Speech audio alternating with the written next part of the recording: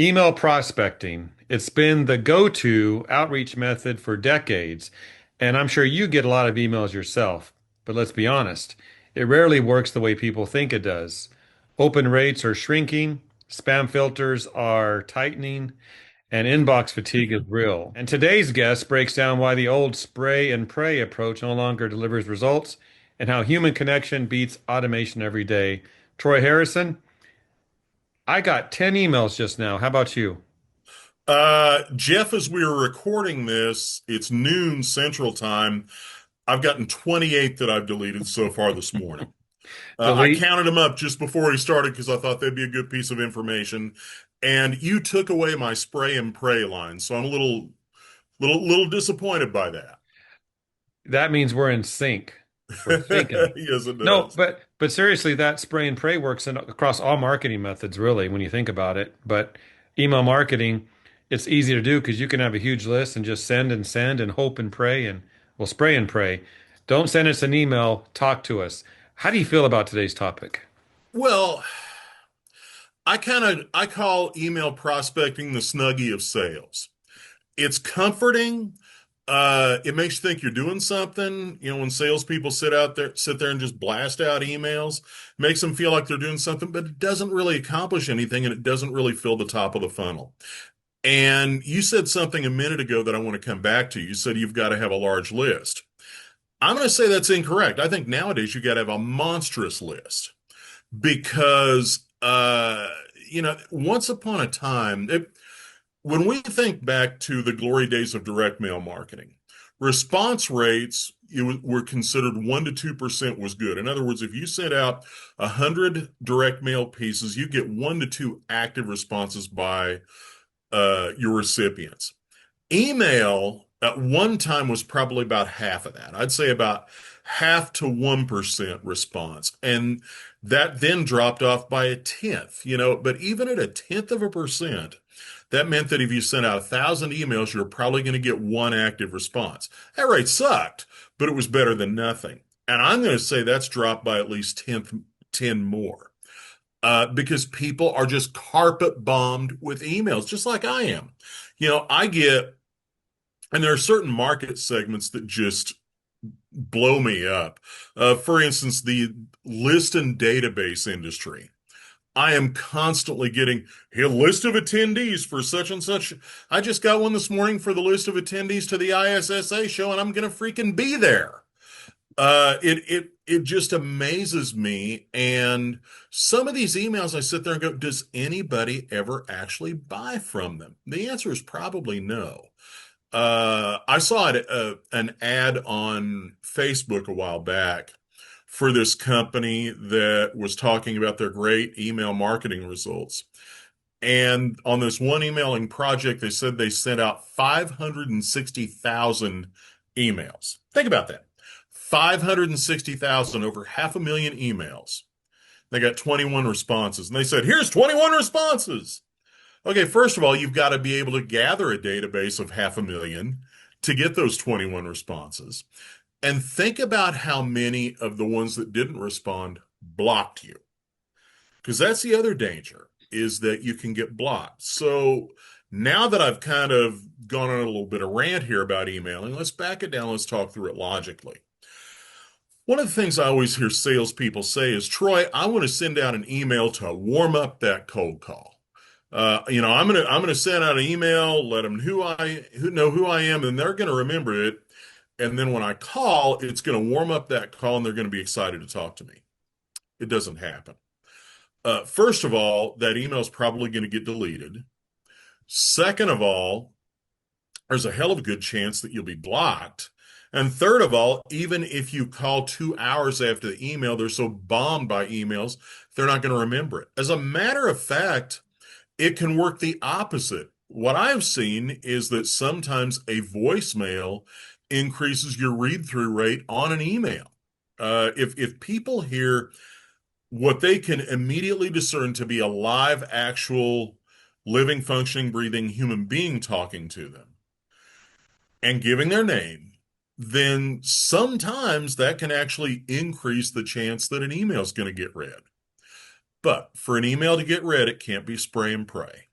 It has to be very personal, it has to be tailored, and it has to be specific. Sometimes the best ways, in my opinion, to approach via a digital message, and again, before I even go down this road, call first. Period. Call first. We're going to talk about how to do that in my session, How to Prospect in 2025 and Beyond at the ISSA show. It'll be on Tuesday, November 11th at 2:30.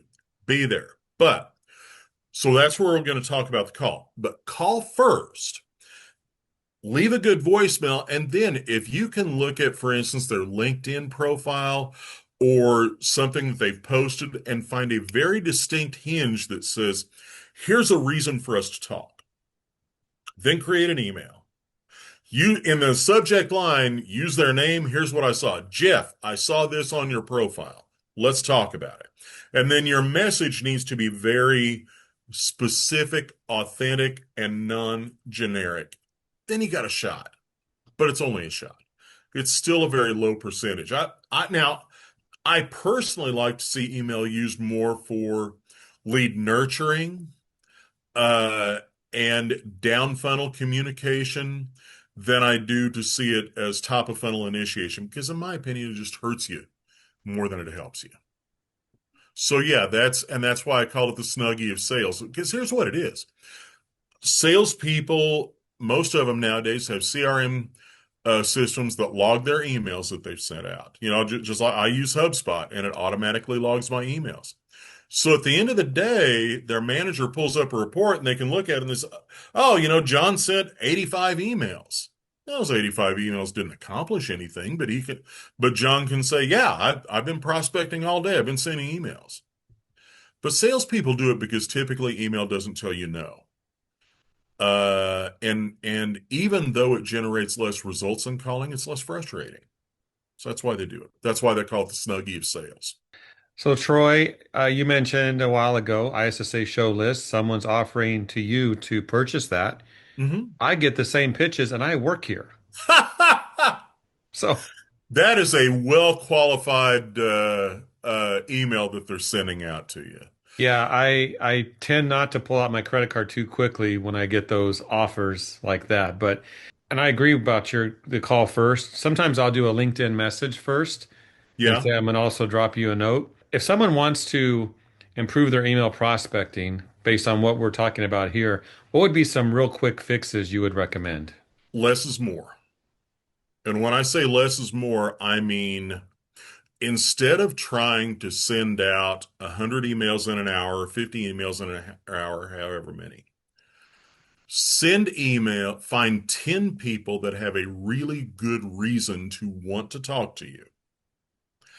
And then your email needs to be very specific, very tailored to the point where they can look at it and go, this email wasn't sent to anybody else. This is a one-to-one communication.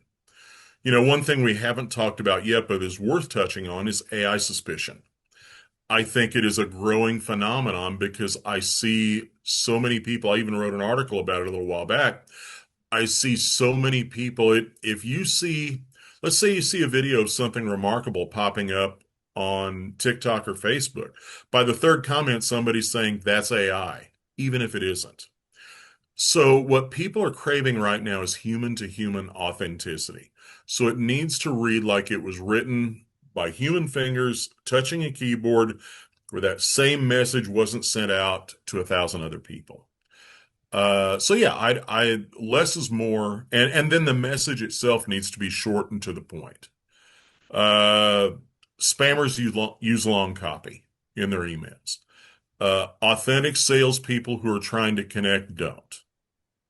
But my order of preference in initial contact methods, and by the way, I'm going to leave out live networking and trade shows for the moment because I'm intending this is something that salespeople can execute on a day-to-day basis in their office.